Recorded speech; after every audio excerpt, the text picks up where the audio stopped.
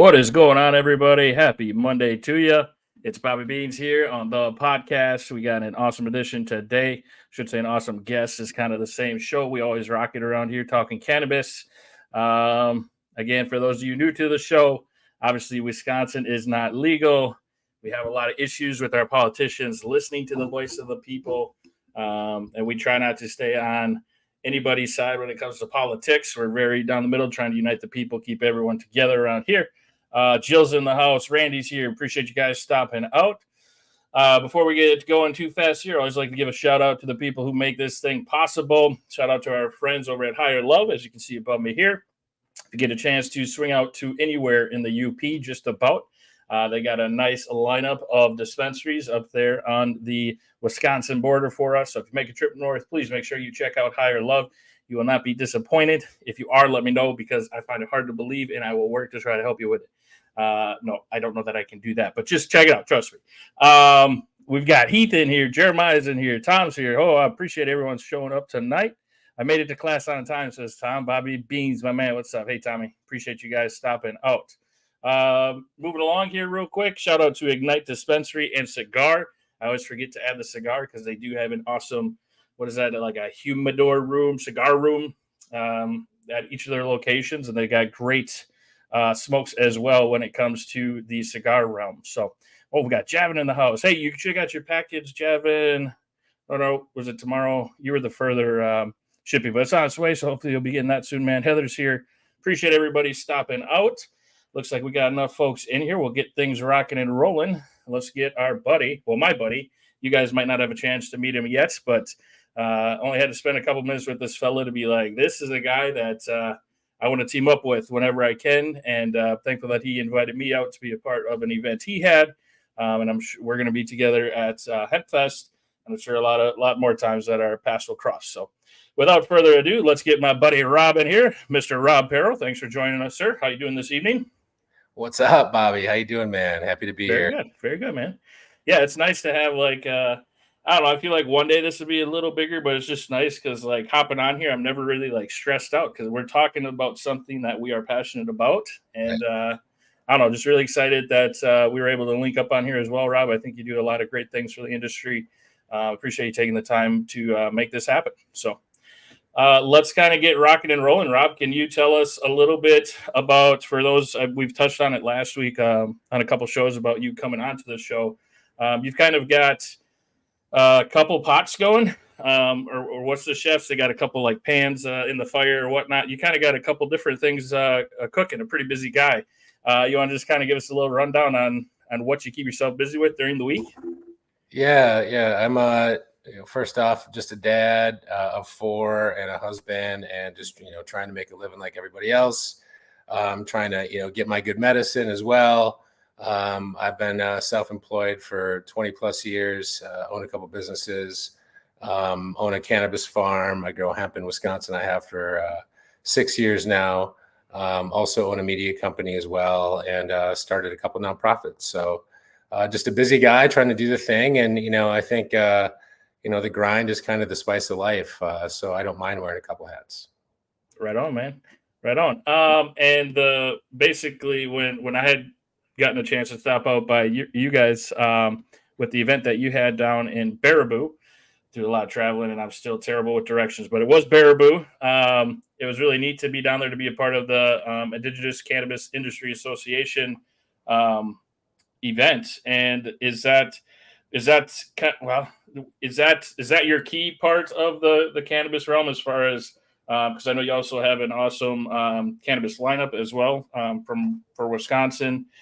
Wisconsin legal products, some awesome drinks that just came out.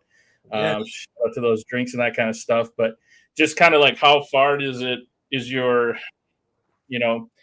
rolling pretty deep as far as how far you're going to tackle this, getting the medicine to the people. But is the association maybe what has like the furthest reach as far as what you're trying to cover?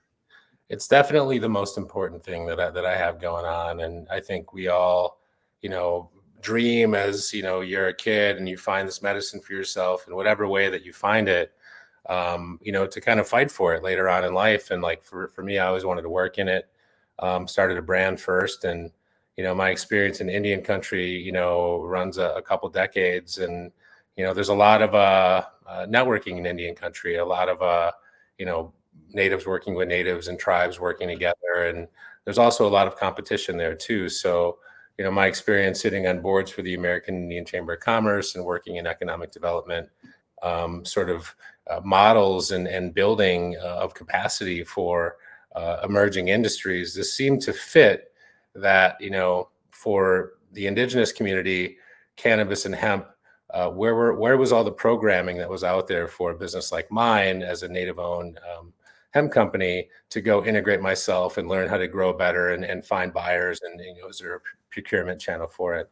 And there wasn't. So, kind of like you did, Bobby, like you're working in the space, right? And then you want to talk about it and you want to advocate for it. I basically realized that there was an opportunity to advocate on a massive scale because there was no centric native trades association for cannabis hemp in existence. Okay. This is back in 2022. So, we have the Indian Gaming Association, we have the National Congress of American Indians, we have the Intertribal Ag Foundation, we have all these other associations that are sort of providing context or getting thoughts organized in the space to move it forward and provide protections, but there wasn't for this. Sure. So ICIA has really become the most important thing that I have going on right now on multiple levels, and been a catalyst for change, which I think is pretty cool.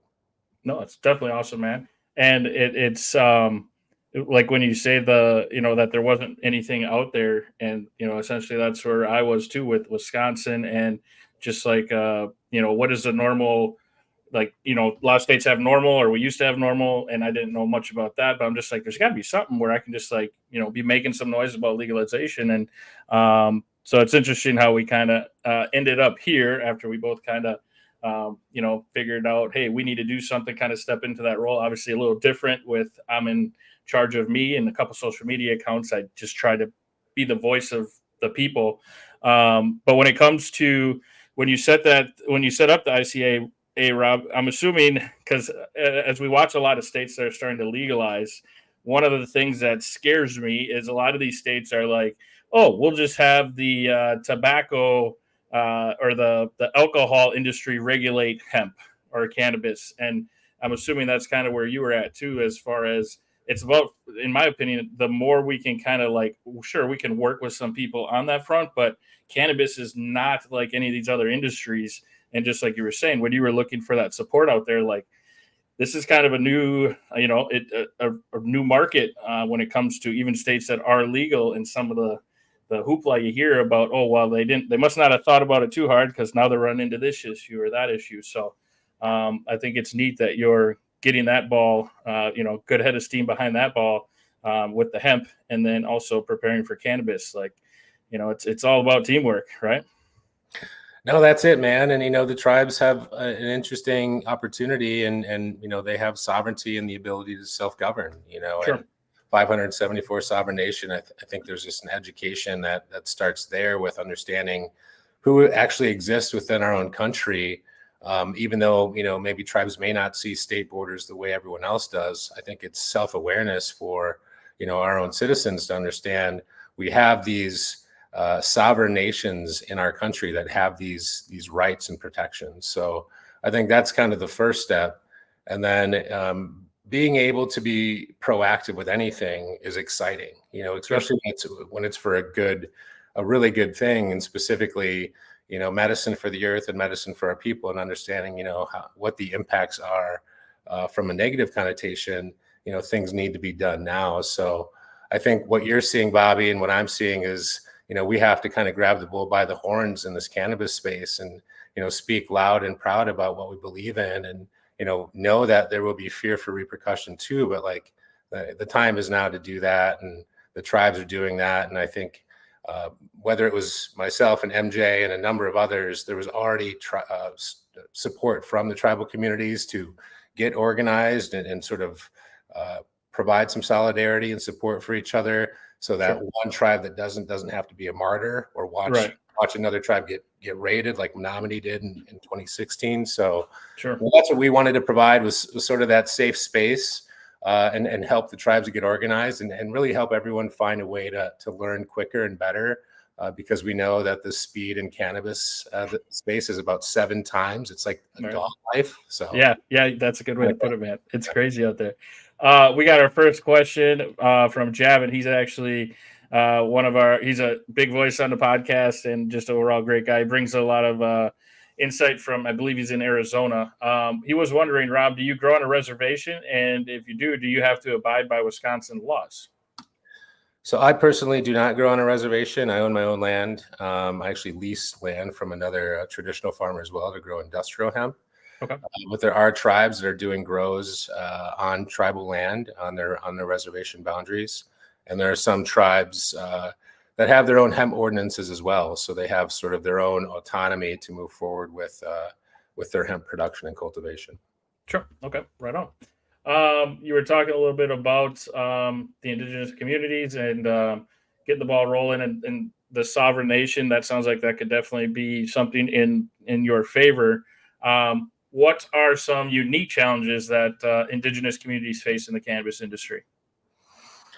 Well, I think, there's expertise, like I think a new industry, right? Like it's new for everybody. So who do you trust to help you get the ball rolling the right way? And also, there's a lot of cleaning up, sort of your own house, before you're going to have someone over, make sure the house is clean, right? So tribes have their own codes, ordinances, and constitutions, and some tribes have had cannabis or marijuana illegal as well, as part of their own laws. So, looking at that first and seeing like a tribe like Ho-Chunk decriminalize, that took a lot of time for a tribe to put that administrative process in place to have the votes, to have the support from the community to move that forward. So I think those are obstacles, not necessarily bad ones, but there are things that tribes are being proactive with, is building community support, making sure that their house is in order, and then making sure that they're finding the right people to help them take the first step. Sure, right on. And this is just kind of stemming off of my crazy, always thinking about 100 different, going down 100 different roads with what we're talking about. Rob, what do you like? Let's say for Ho-Chunk, let's say, like if somebody in Ho-Chunk, even if they weren't, a tribal leader or so, can they kind of just, if they get a small group and they're like, hey, I think cannabis should be decriminalized, do they kind of is it like Wisconsin? It doesn't make any sense, right? Like the numbers are there to support it, but I'm assuming it's got to be pretty similar with when it comes to when we're talking about like a tribe trying to decriminalize it. It's still pretty like a political. You just got to kind of run it up, try to get support. I mean, I suppose it can vary obviously from tribe to tribe, but I was just a little curious if it's the same.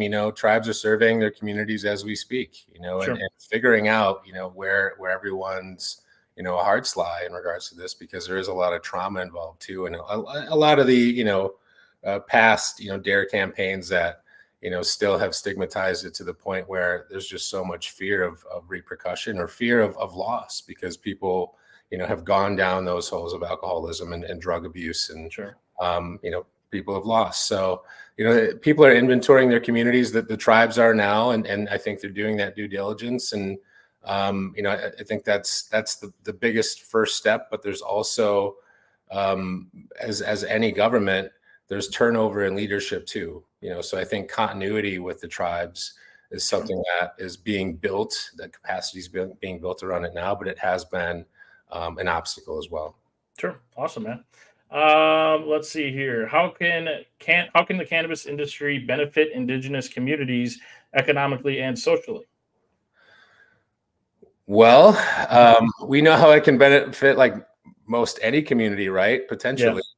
Yeah, there's obviously the wellness aspect, which we like to focus on, and this is a medicine, right? So it can help people who are really struggling. It's the same way in our indigenous communities with people suffering from cancer and acute chronic pain, and a lot of the same ailments, but our communities are disproportionately impacted by really bad health and mortality. So our communities need it. We're being impacted by opioids and fentanyl as well. at disproportionate rates. So, that's sort of the first step is just making our communities healthier.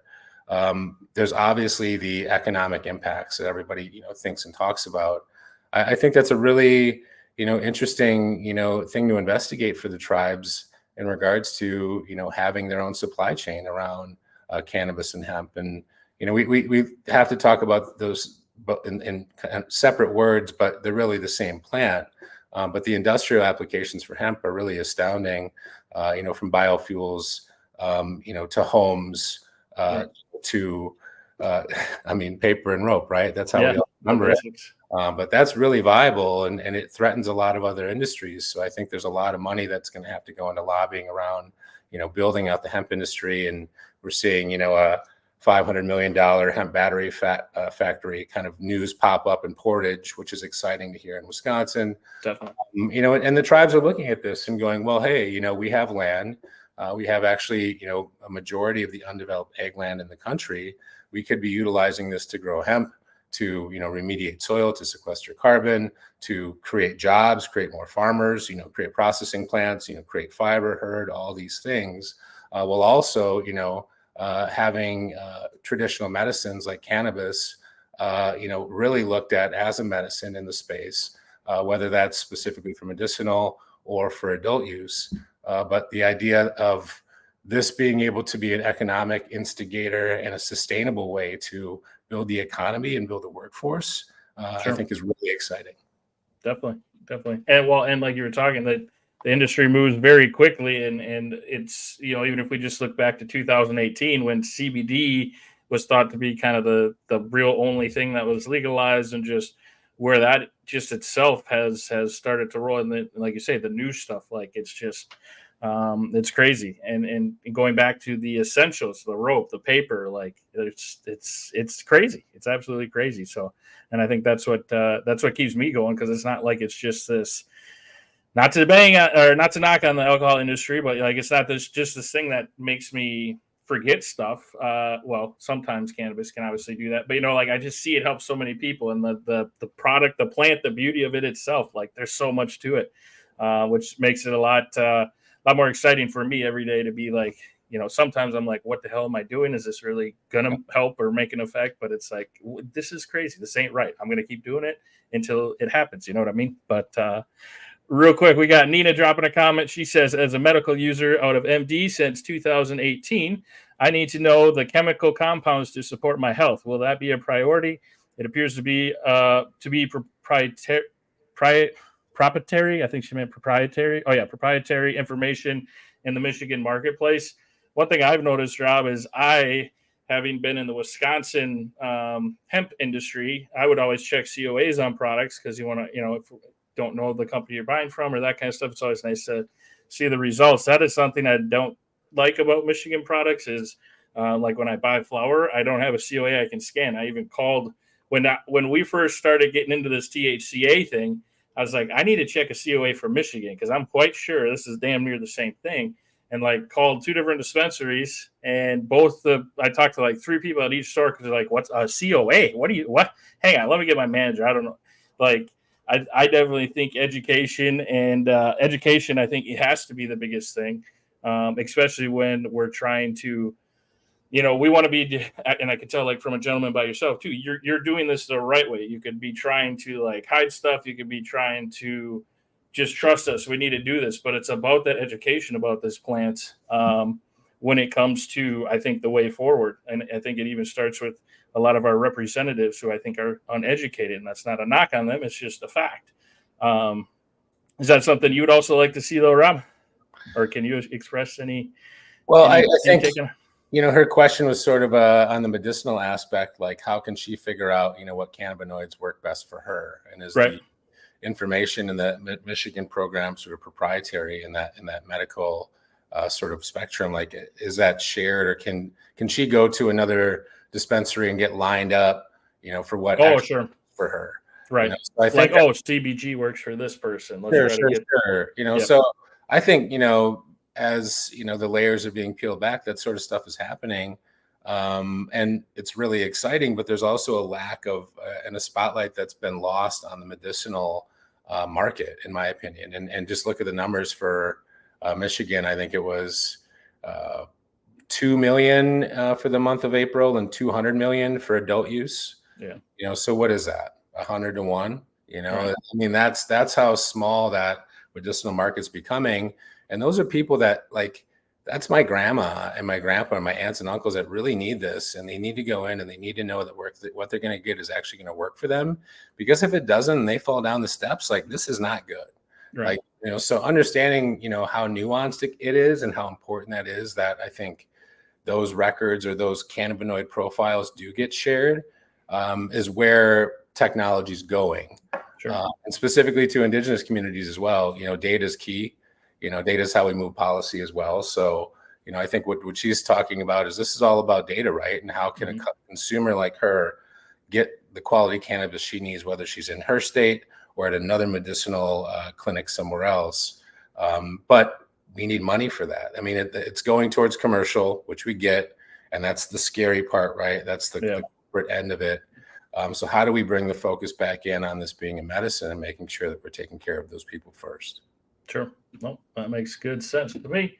And that is like you say too, because I feel like, and you can tell when you go into the dispensary, you can tell if they are there there are some bud tenders who are kind of just the recreational bud tenders where and if you think about it, like without having that profile, it usually is the thing that people look at the most is what's your dosage, what's your THC that you can handle.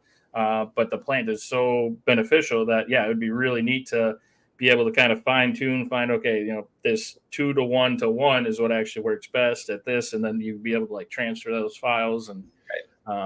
And don't get me wrong, like, I love going to new dispensaries and finding like the dopest shit, like finding like, what is your best stuff? What do you like? And I mean, that's part of the allure to it. That's the tourism aspect too. I mean, that's like going and having a craft beer. Sure.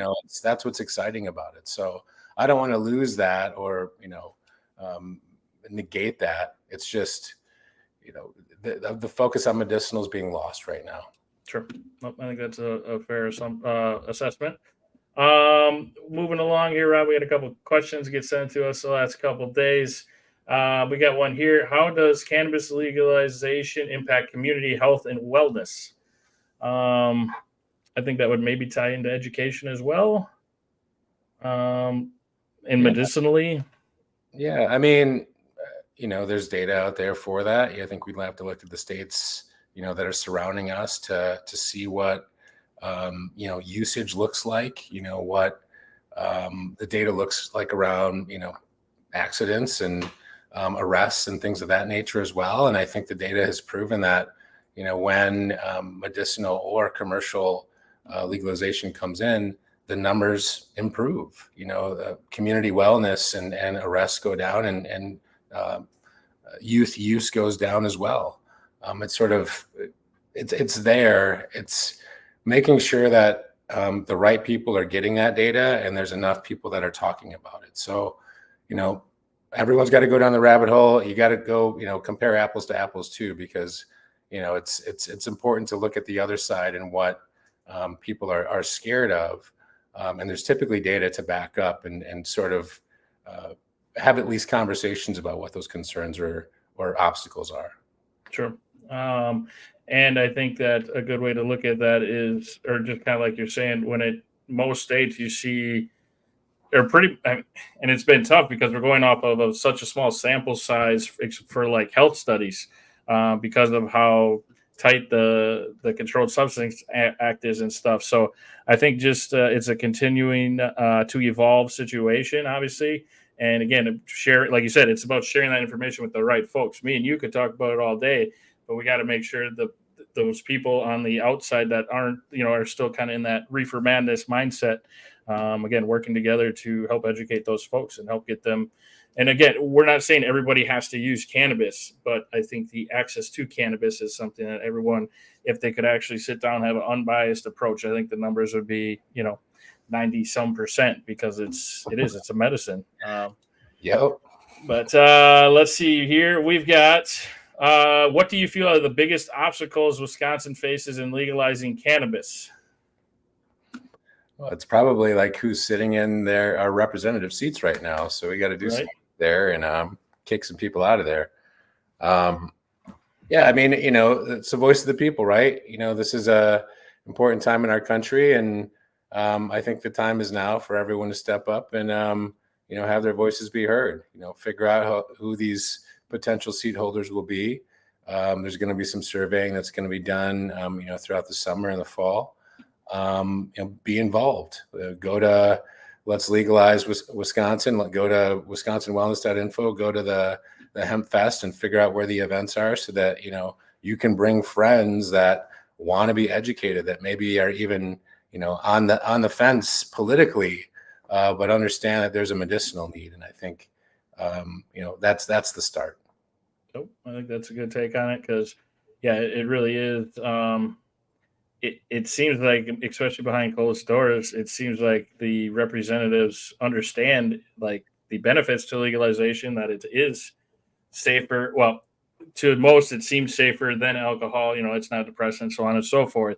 So yeah, I think it's keep holding them accountable, and killing them with data. I think that and obviously the correct kind of lobbying.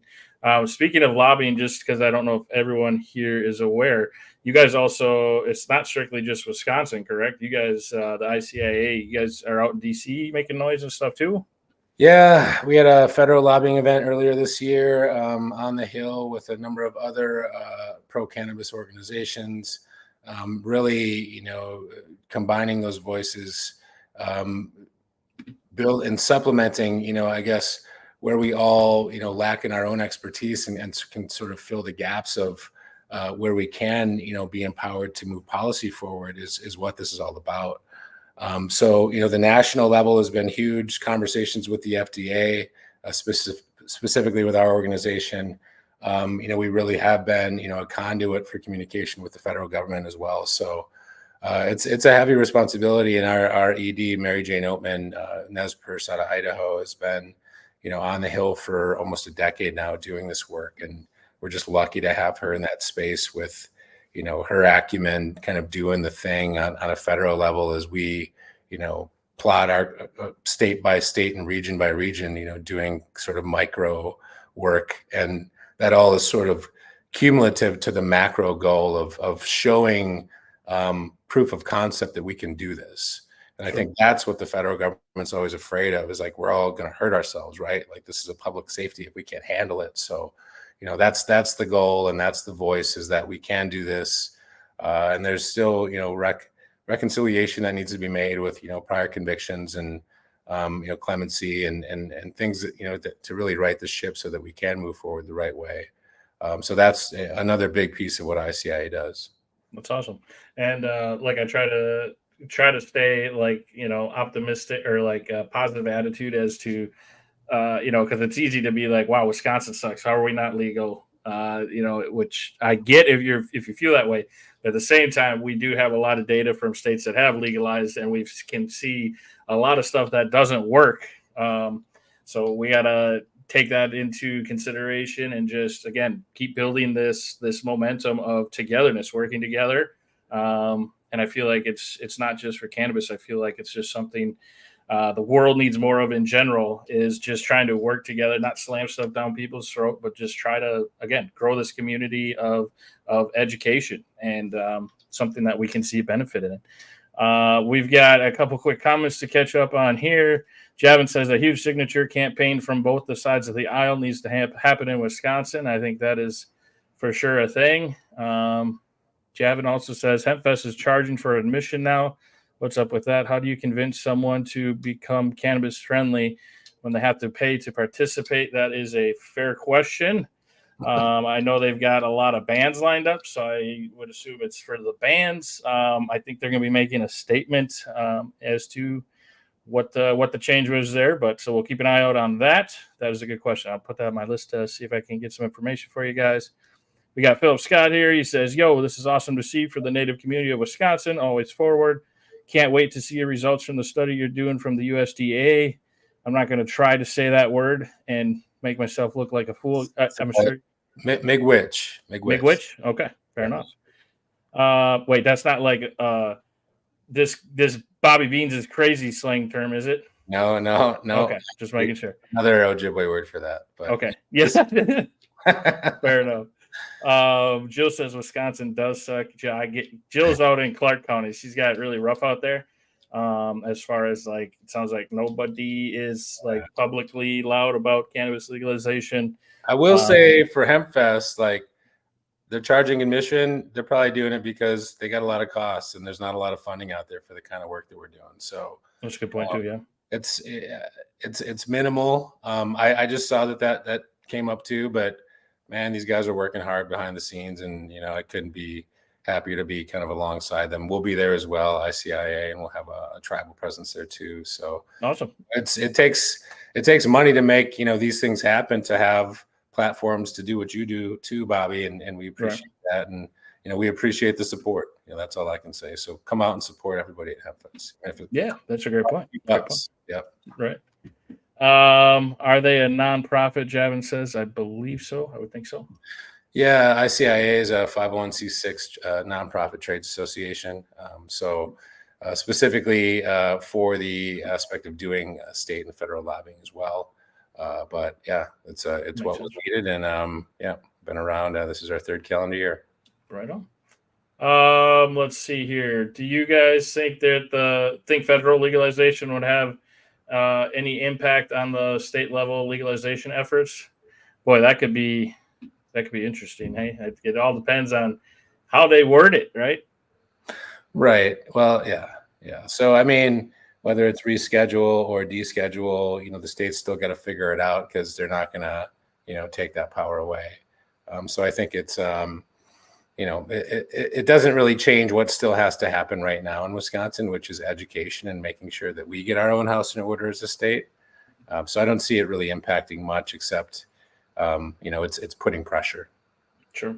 Well, and I think we both know that, I'm not a politician. You're not a politician. So I feel like there's just this big machine that we're working against when it comes to politics. But I would think it would be beneficial for Wisconsin to legalize before a federal ruling comes down, right? Wouldn't that, in theory, be a good thing? There's a bunch of proud people in Wisconsin that maybe they don't want to be the one. Maybe there's going to be states that don't. Right. And again, it just means that there's work to do. I think, being proactive is the way to be. I think it's responsible. I think it's everyone talks about public safety, being a major concern. I think there's a public safety issue right now with unregulated THC that's already in the state. So the sooner we can clean up what's already in our state, and then, find a good pathway in a regulated market for, the commercial market, I think that's the best way. And we have every opportunity right now to look at the playbooks of the other states around us and figure out the best one that has the ability to be modified, a malleable policy, because it will change. Yep. And when it comes to Rob, just a personal take or a personal question for you. When it comes to legal states that you're able to look at, let's say I feel like medical is still really finding its place, and I'm not saying medical is the most important. I think because obviously the people that can use it as almost prescription medicine should be, the main thing. I mean, the plant in general, in my opinion, shouldn't be an issue as far as consumption goes. But when it comes to states, other states that have legalized, are there states that stick out to you as far as obviously we don't know the bills inside and out of their legalization, but that just seemed like, for me, I feel like just having stopped at a few locations in Michigan and stopping at a few in Illinois, I feel like there's a big difference between the two. And my gut tells me we need to stick a little more towards what Michigan's doing. Is that kind of your take, or what would be kind of your take as far as maybe some states that you've looked into a little bit? Yeah. Every state is obviously way different, and I think we're talking price, right? Because Michigan's a lot cheaper than Illinois. Like, let's be real. Yeah, no, that's for sure. So some markets are saturated. I think Minnesota's a cool market to look at. They were medicinal, and then they had hemp-derived THC come in. and then they went commercial, but they left the door open for hemp derived, so that it's a regulated market there. So if you want low dose hemp derived THC, you can go buy that at the grocery store, or next to your at the liquor store. And if you want something more than that, you need to go to a dispensary. Sure. But I think that was a phased approach, and there was good inclusion from the tribes. They were at the table with the state government as well.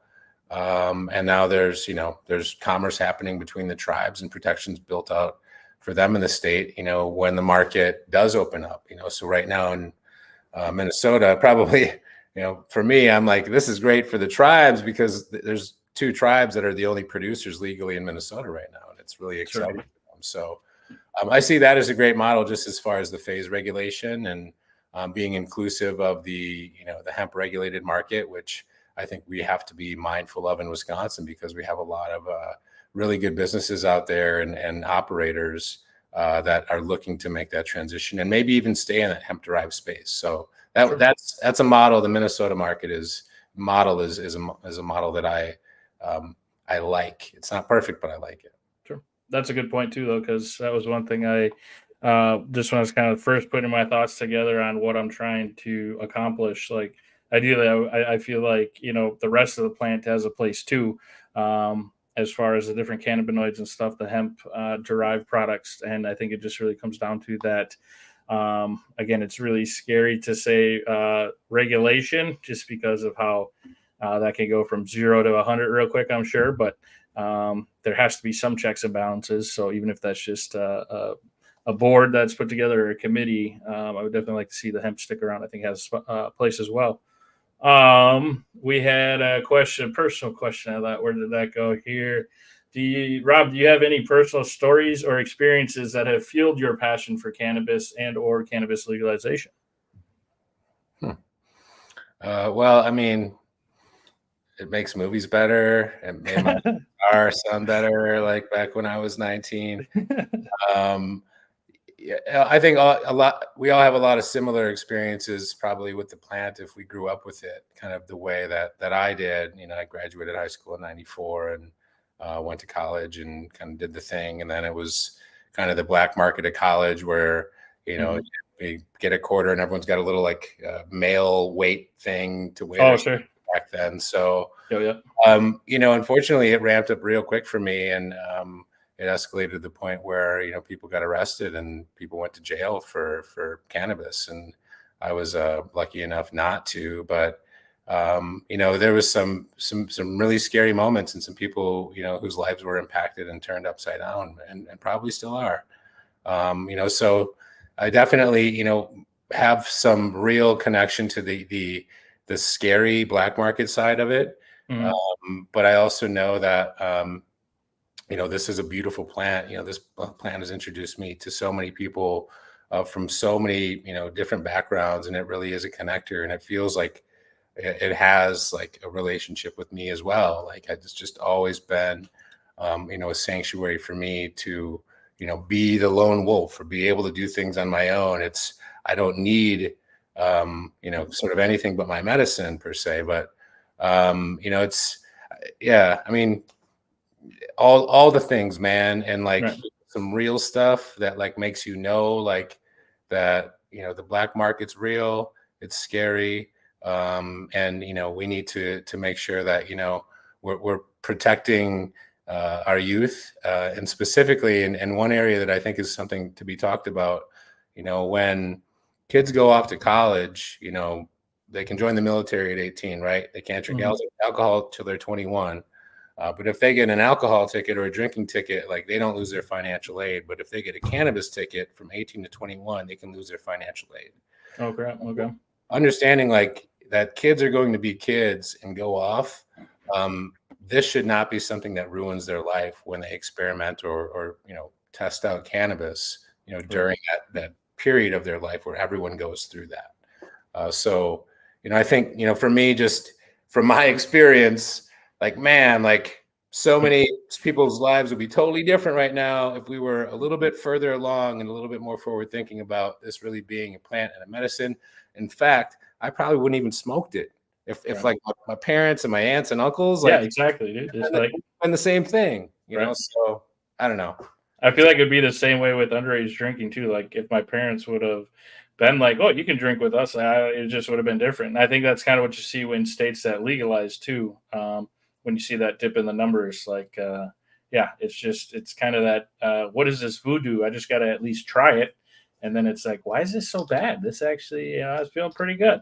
I mean, like It's all the crazy. watching these guys listen to Pearl Jam and smoke weed, like that's not cool. Like they don't want to do that. Right. Like, it's just it gets rid of the stigma. It really does. When it's normalized, I think, people could be more selective about whether they want to, engage with it. Sure. Until then, when it's so taboo, you want to flock to things that are taboo. Right. So we just need to put it in the right spot. Right. We're curious creatures, Rob. We're curious creatures. We've got a couple more on here for you, Rob. Again, appreciate you stopping out this evening, joining us for this conversation. We've got, how important do you guys feel it is to have diverse voices and perspectives in the cannabis legalization movement? I'll let you start with that one, Rob. Yeah, I mean, it's the makeup of our country, right? Like Yep. we're a melting pot. We're diverse. We're all colors and backgrounds, and I don't know anyone that's a pure blood of anything. Right. So I think that is critically important to have all voices at the table. This isn't cannabis doesn't see color. It doesn't see sex. It doesn't see any of those things. It doesn't see if you feel, if you're an introvert or an extrovert. It is all it is welcoming to all, and all inclusive. So I think from that aspect, it's just an important thing to remember. No, I agree with that as well. And I think it's especially something like cannabis that I feel like maybe not well. It probably hasn't changed that much when you look at the actual numbers, but especially back in like the 30s, 40s, 50s, and how cannabis prohibition has affected people of color. Like there's just that's where I feel like it getting the voice of everybody together. Like this is because I think that still has to be some sort of tie-in. Like the government, I think part of the reason they haven't legalized is Rob, because of how like that's a tough pill to swallow, to be like, hey, we fucked up a lot of shit for 100 years. But that was the guys in front of us. So we're, I mean, just politics aside, because I'm sure there's a lot of money in lobbying and this and all that. That's also holding it up. But it's just really, and I can hear it in your voice when you're talking about some people and how their lives have changed. Like it's a deep topic as far as how long it's been going on. So that's where I think, and yeah, the people that have been impacted, historically, obviously, right, and African American and Latino and American Indian and the BIPOC community and everyone's talking about social equity in the space as well. And there really is a lot of work that I think has to be done to get it right and the past wrongs, but also make sure that how the industry moves forward is equitable. Sure. So I think that's the big fear is how can we as small businesses want to throw our hat in the ring and actually be supported, as opposed to the big tobacco or the Coca-Colas or Pepsis or the Anheuser-Busch's coming in and like owning the market, right?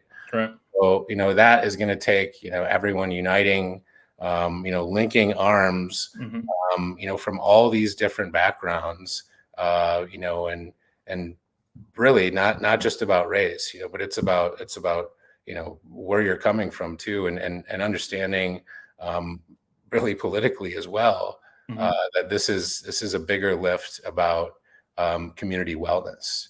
And I think once people understand that and they have all those perspectives from all those diverse communities, we can make an educated decision to move forward together. So, but protections as well, man. Like there's a lot of historical trauma. There's M4MM and Last Prisoner Project and MCBA, the Minority Cannabis Business Association, along with the National Cannabis Industry Association and the larger broad-based groups. All these groups have commitments to make sure that these past wrongs have been righted, or at least they're being focused on and prioritized as we move forward. so that there is a space for everyone, and it's not again something that is monopolized to the point where Right. This is really something that can be a catalyst, I think, for change for our humanity. Like Sure. I truly believe cannabis can be a big instigator in just community wellness and wellness for the earth. It brings homeostasis to the body. It does the same thing to the earth. If we can get out of the way and actually look at data, I think everyone would be blown away. Sure. So anyway, Well, and I think Wisconsin's really poised to. I don't know exactly how things would shake out with any kind of legalization or whatnot, but like I feel like it really has the potential, like you're saying, to kind of change maybe even how it's currently done. As far as I just see like whether they're farmers markets or whatever, just markets and just different farmers and like, oh, Rob, he's got that really good Northern Lights. And Rob, hey, I'll get you some of my Blue Dream. That's what we've been working on this for.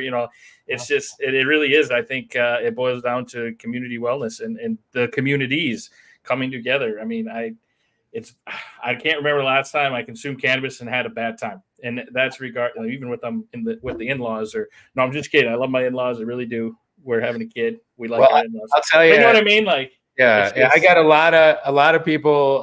I have a store. We have a beverage. I have a brand called Indigenous, and we have a hemp derived 5 milligram THC beverage.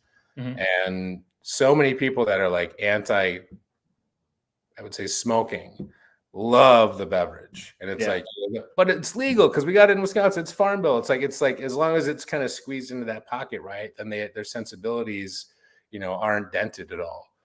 So it's sort of getting those people that have, and this unfortunately comes back to politics, like how people are voting doesn't always align with who they are. Right. So like you just took a 6-pack of my THC beverages up to the cottage and you crushed them on your vote all weekend and loved it, right? But how are you going to vote this fall when it comes to like medicinal?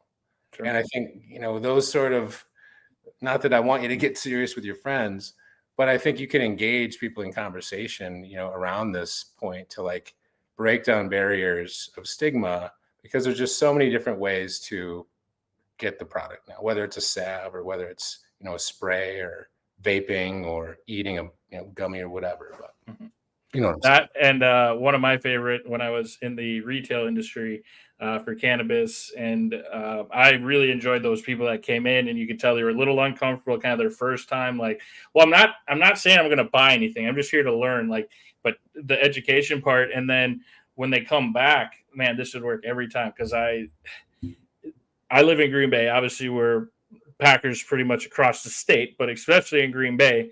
And it's just, I don't go to football games anymore because it's too annoying for me. Like, I like to stay positive. Like, even if we lose, it's not like throwing stuff at the TV and these guys suck. They're way overpaid. Like, well, they're probably all overpaid a little bit. But anyways, you know what I mean? Like, I just enjoy the game with cannabis or without.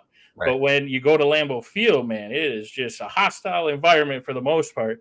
And one of my favorite follow-ups when people would come back, like, "Oh no, those cookies worked really good. I really like them." I was like, "Exactly." And if you could do me a favor, if it doesn't have to be today, but at some point, if you could just talk to somebody else who doesn't think they would enjoy cannabis, not saying they have to try it or anything, but just kind of share your experience with them. Hey, I was a little, didn't know this, that, the other, but now it helps you with my pain. Now it helps you with my sleep or whatever. But then I'd always and just throw out, because could you imagine the difference between a crowd right now at Lambeau and then if they only had cannabis? I would be at every game, man, because it would just be like, dude, no problem. We'll get them next year, bro. Like, hey, the Vikings deserve a shot at the Super Bowl. All right. Well, no, they don't. But right. You know what I mean? Like, It's just this world needs cannabis, I think, man, just as far as some of the stuff we got going on out there. It's called California Sober, right? Like, I think everyone goes California Sober for like a month in Wisconsin. It's like dry January, right? So yeah, there you go. It's looking at, and for me being 48, long-term wellness, alcohol doesn't fit in with that. Sure. Even though I love to have an old fashioned, love to have a beer. I know, like, I can't, that's not something where I can like dose alcohol during my day and like take my medicine. Like, that's not going to get me through the day. That's going to put me to sleep by noon. So I think there's a shift of paradigm that is happening sort of across the country with people either going NA or finding, alternatives to alcohol, for relief, pain relief, and just to relax or whatever it may be. But I think Wisconsin has come a long way, and as like we all know it, man. Like, why can't we like get across the finish line? So I think this year's pivotal, man, and I'm excited that you're leading the charge and that we're all out having these conversations openly, because a year ago we weren't. Right. That's a good point, man. And it is exciting because it's just it'd be different, Rob, if we were talking about something that was like 30% of people supported, or we'd be at a completely different stage where we're at. And I feel like the numbers are there. I feel like if you were to put it on the ballot, I think it would pass super easily. So it's frustrating that it appears to be a little more of like you got to understand politics and lobbying that, but that's where places like yourself, who's got some folks that have been in the game and understand it. We just got to keep growing this thing and push it forward. Javin says, I wish I had your guys' low tolerance level. I have a low tolerance. I don't know that Rob does. I'm about 10 milligrams is good. 20 milligrams, I ain't going nowhere. Yeah, that's where I'm at, Rob. Where are you at on your drink dose? Well, I was saying like those 5 milligram hemp drinks. I mean, they only hit you for like 40 minutes or so you can kind of crush a few of those. But I mean, back in the day, we used to roll double paper blunts called UOPs. Like, we used to get crazy, but now it's just about maintaining. So sure. Yeah, that's fair. Philip says we really need to unite. 1 vote cannabis friendly, 2 this late fall or early spring. Let's get the people out lobbying. Yes, lobbying day. We need to do that. All for it. Let's go. All right, we got one last question here for Mr. Pero. Rob, what message would you like to convey to us about the importance of cannabis legalization and the power of community collaboration? Ooh, that's a deep one. Oh yeah, that's a loaded question there. This maybe like your last little, right, like my last shtick, right? Yeah. Well, I mean, this is what it's all about, man. I always, cannabis is where you go meet your buddies after school, and you're all from like different groups, but you can get together over one common thing, right? And you can kind of hash it out, and nothing ever gets kind of lost and it goes down towards sort of a destructive path with cannabis in that space for me. And I think that translates to life. Like, it really is a bridge building plan, and that is an amazing scientific anomaly that has yet to be discovered. And I want to be someone that like breaks down, literally bulldozes through the wall to like make those things happen so that people's lives can be saved, so that we can do amazing things, because we're sitting, on sort of a diamond in the bottom of a massive coal mine, and we all got to do a lot of heavy lifting and shoveling right now. And I know it may feel just really frustrating, but know that it's a long road ahead, and this is an opportunity to kind of do this together. So when you see Bobby out there and you see him working, you see the guys at HempFest, and you see us, like, a lot of us have other jobs too. Like, we have other things that we do to keep this afloat, and you can be a part of that. Like, come be a part of that with us. Come be a voice. Come be a data builder. Come provide a testimonial. All those things. Show up at these events. Support. Pay the admission fee, because it goes to a good cause. This stuff is going to take time, energy, and it's going to cost money. And people's feelings will be hurt along the way. But that's what it takes to move policy and make change. So, this is a critical moment in our country, in our state, and in our communities. I think, we've all, in the last 4 to 5 years, like, really have had to come together through everything that we've all been, as the world got really small real quick, and then opened up like a dang, a dam breaking. And now it almost feels very chaotic. But we still have, control. We still have, relationships and people that we trust, and we can still vote. And education is key, and I'll go back to that again. And that's really where we're at in Wisconsin. So continuing that fight to educate the right way, continue to lean on each other, and to know that this is a plant medicine first. And, that being said, I appreciate being here, man. Like, appreciate all the support. indigenouscannabis.org if you want to find out what we have going on in the state or in the country. And then wisconsinwellness.info as well as a public awareness campaign for pushing the medicinal legalization in Wisconsin. Right on, man. Appreciate you being here. Do you guys have any products available online? Is that true? Yes, candigenous.com, candigenous.com. We have products we can ship to a lot of states because it's all hemp and hemp-derived THC. Watch for it. There should be you'll have to let me know, Rob, because I'll put out on the page when them drinks come in. That was what you had at the booth that I was able to try. There's a couple drinks that really stand out, and yours is definitely one of them. I like those. Not a lot of sugar, that minimal, like 10 calories, not super sweet, not plain, and I don't know what it was. It was great. It was great. Low carb, low sugar, man. That's what I have my cannabis diet for sure. There you go. Javin says, thanks, guys. Keep up the fight for real weed and products in Wisconsin. Love it, man. Appreciate everybody's support out here. Jill says we need to stop out to Clark County. They have no education out here. No one talks about it. We're working. We're growing. But no, really appreciate you, Rob. I'm going to let these guys hang out. Rob, if you got like 2 seconds, I'll join you in just a second. Hope everybody has a good evening. Thanks again for stopping out. And thanks again, Rob, for your time, sir. Appreciate it very much. Yeah, thank you, Bob Beans. Hey, you bet. Peace.